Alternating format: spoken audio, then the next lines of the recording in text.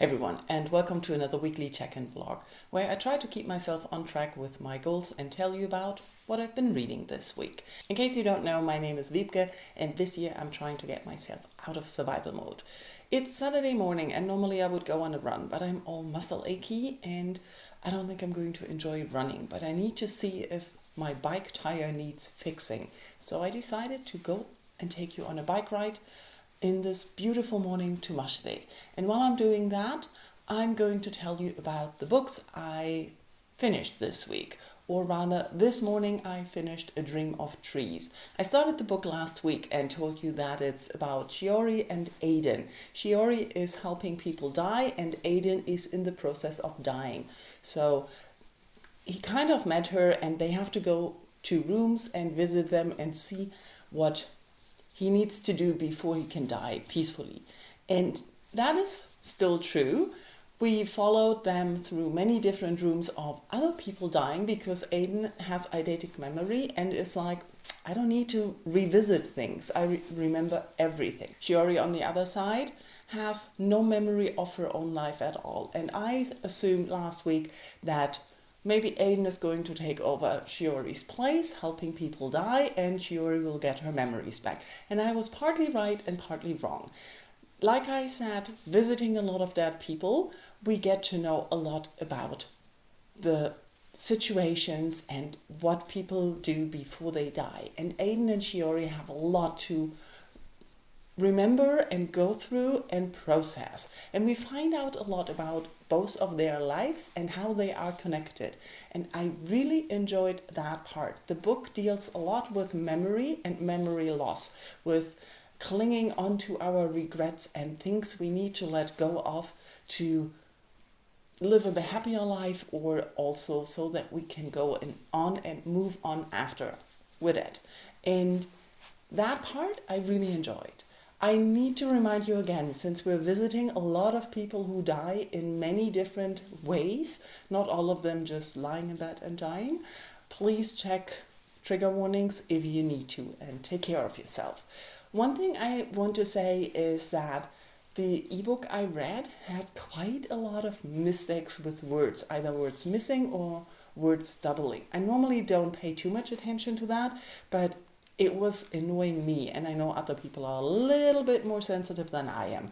So that's something I want to say. Overall, I did like the story. I enjoyed going through the rooms with Aiden and Shiori and learning about them.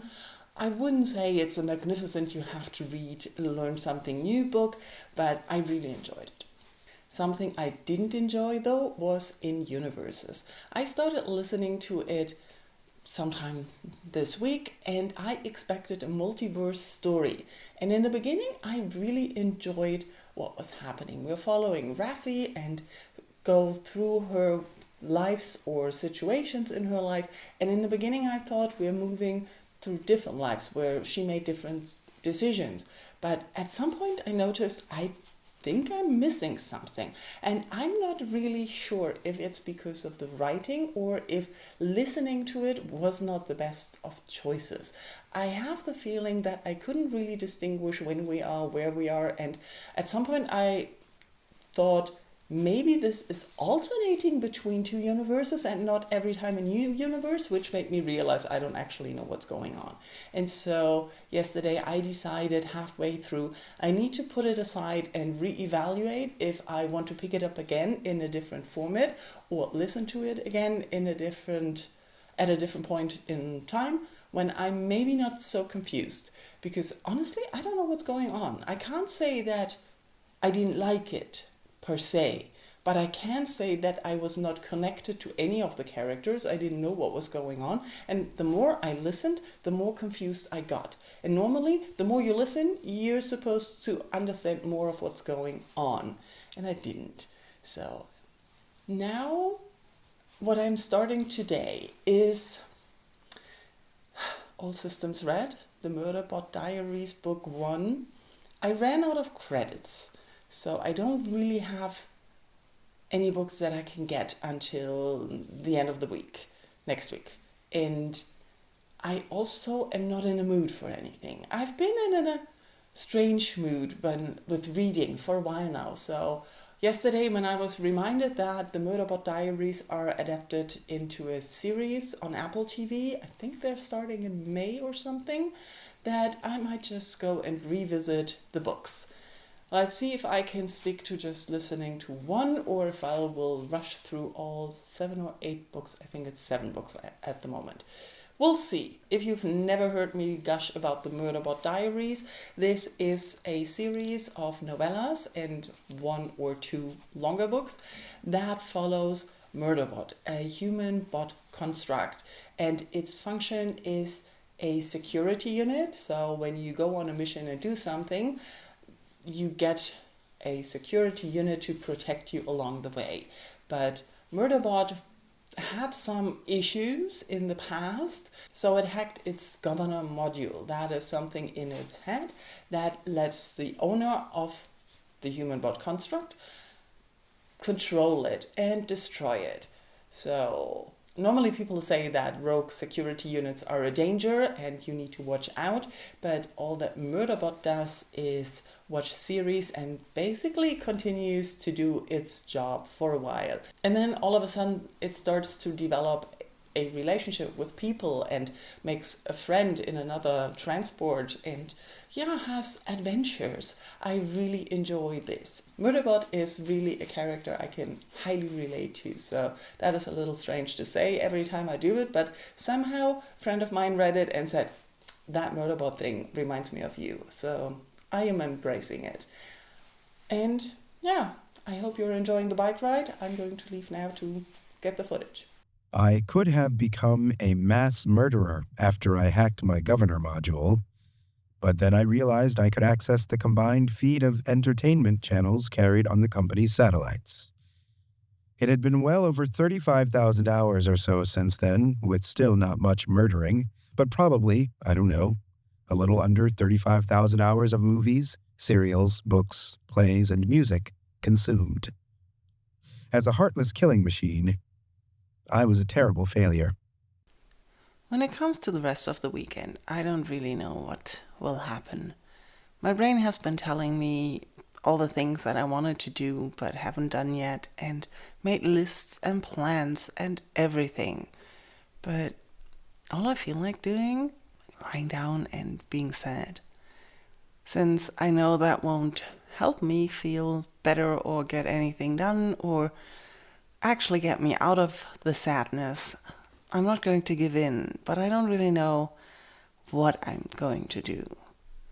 I just noticed on my bike this morning again that I love the quiet early weekend mornings when the sun is so bright and shining. There are just a few people out exercising, no one's in a rush, everybody seems relaxed. That's just the beauty of it. And I love that part of the day. The rest of the day is going to be warm and nice, so everything is going to be crowded and people-y, and I don't know. We'll see what happens. Quick update before I turn into a slug on my couch. It's about 5-ish now, and I had to go into town because I wanted to pick up my new fitness tracker that I ordered. Unfortunately, the fitness tracker is there. Unfortunately, I'm too exhausted to install and set it up now. So that's going to hopefully happen tomorrow. That was one thing that I needed to do and wanted to do today, so I'm very happy about that. I walked into town because it gets so windy after noonish time that taking the bikes just sounded exhausting. And I'm happy my bike is not broken, so I don't need to fix that. That is good as well. But the town was just windy and crowded with people that I turned around after picking up the fitness tracker and went to get some food here around the corner and read some in Blackouts, which was nice. I have about 100 pages left in the book. I would like to finish it this weekend, but not sure if that's going to work. What I did finish, though, is book 1 and 2 of the Murderbot Diaries. Yes, I listened to all systems read on my bike ride this morning and then walking into town and walking around, coming back until I got home. Artificial Condition was finished as well. And while I was listening, I was thinking if I'm craving the story just now, because I just want to have a place like preservation to live. The world in Murderbot is basically that there is a corporation rim, and then there's preservation, which is not part of corporation rim. And in the corporation rim, you have to pay for everything, and it's all about money and making the most of things and ripping off other people. And in preservation, basic needs are provided, and everybody's valued and accepted just how they are. Yes, the author didn't bother explaining how it works. And one of the books, Murderbot, says, I don't know how it works, but okay, sort of like that. And I don't care how it works. I want that. I'm so tired of everyone just trying to get the best of everyone else. And that's about as political as I'm going to get in my vlogs. Anyways, that's what I did. I did some food shopping as well. So tomorrow I need to take care of some other things that I keep postponing. The rest of the evening is going to be spent on my couch, not thinking, probably mostly rewatching Destined with You. I started that yesterday. I didn't finish Love Between Fairy and Devil, that rewatch, but I started a new rewatch because my brain is stupid. Potato Lab has a new episode out that I'm looking forward, and yeah, that's going to be my Saturday exciting wild evening. And a lot of chocolate, because I have a lot of chocolate at home. Who am I kidding? I just bought some. And it's Sunday. I went running this morning. My mind and soul were really happy about this. I'm not sure about my body. I think it didn't like it, but that's the way it is.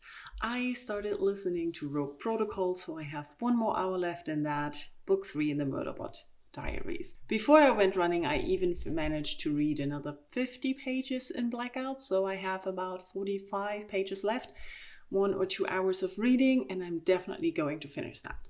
And that is going to be the priority today, because I need to finish things. I've been looking around all week. I've been trying to script a video. It was my birthday on Thursday, and I had been meaning to upload a scripted video for that for ages, and I've been trying to work on that all months, and I couldn't. I can't script it.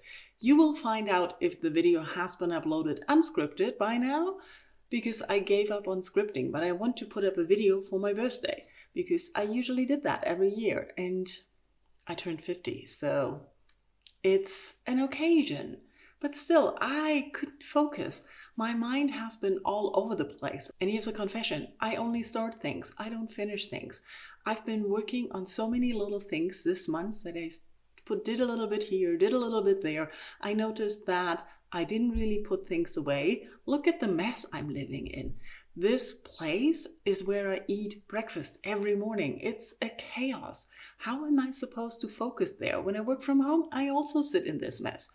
And also my kitchen, I just put stuff there. It just needs some cleaning, 10-15 minutes. I don't do it.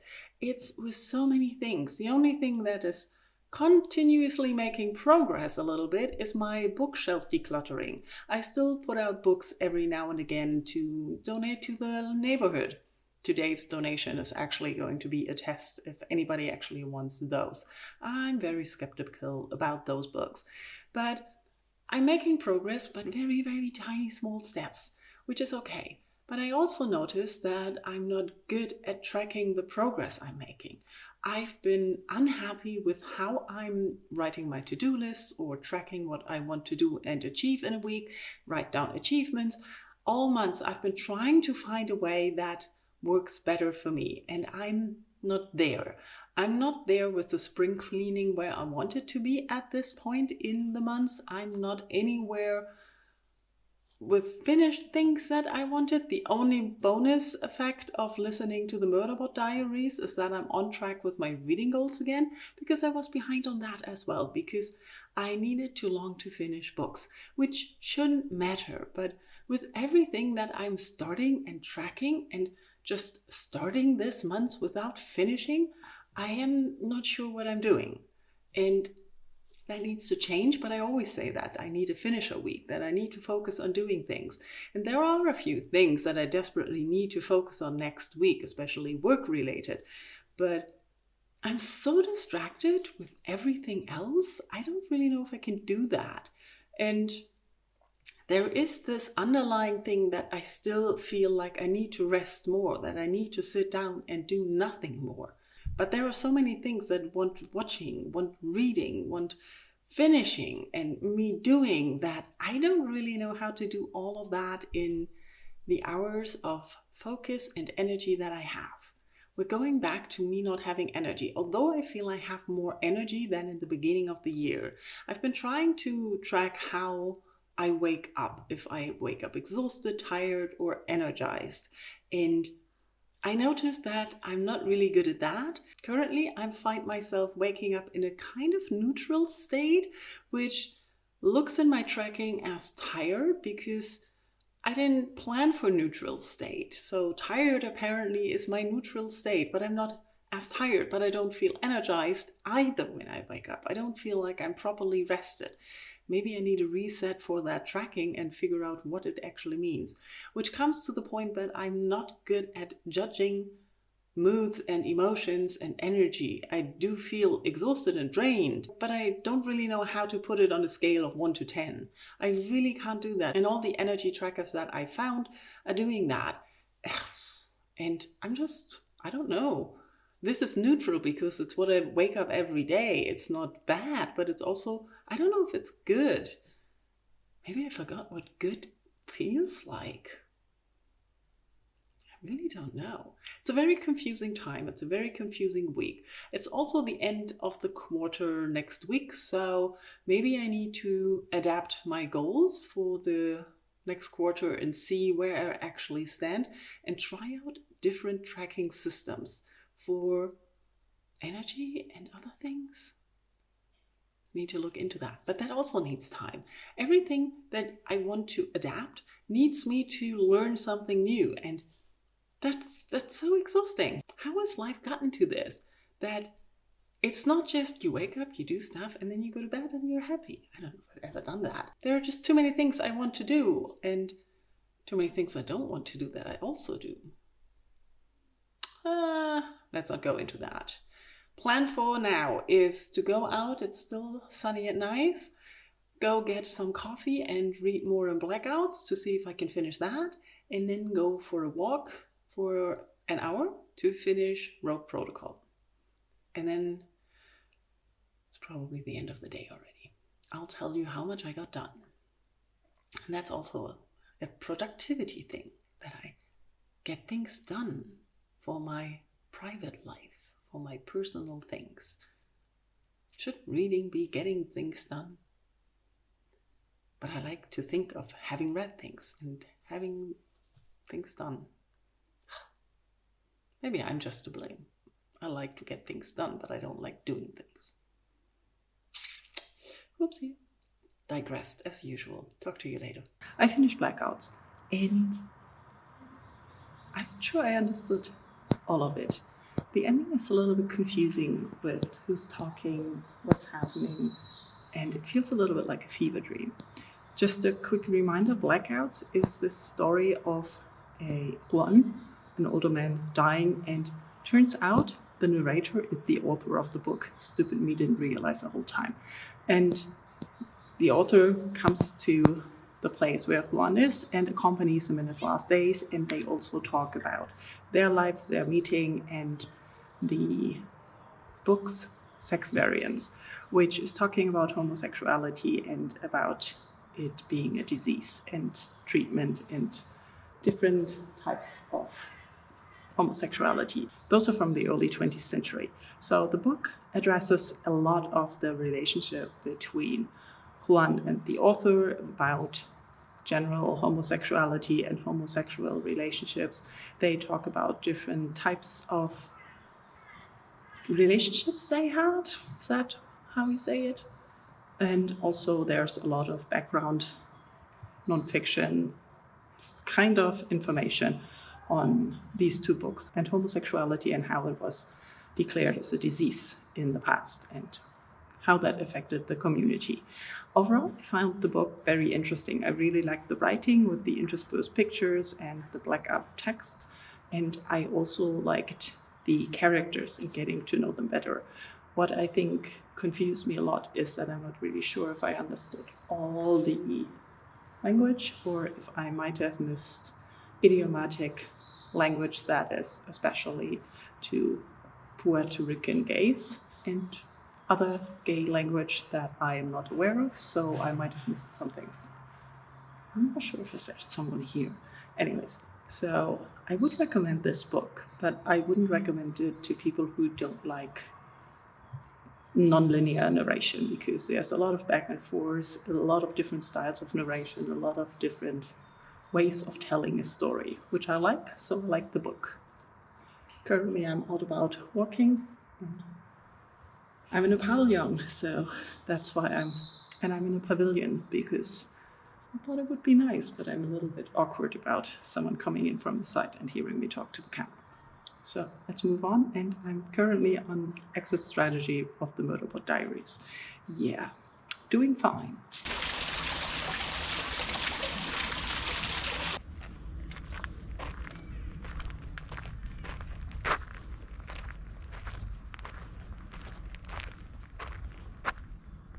Final check-in. I'm back home. I finished exit strategy. I'm just not going to pretend that I am capable of doing anything other than having dinner and turning my brain off watching series. Maybe next week will be better. Let me know how your weekend was. How are you doing on reading? Did you also have your escape comfort reads like me? Tell me what it is. Or try the Murderbot Diaries if you haven't yet. Thank you all for watching.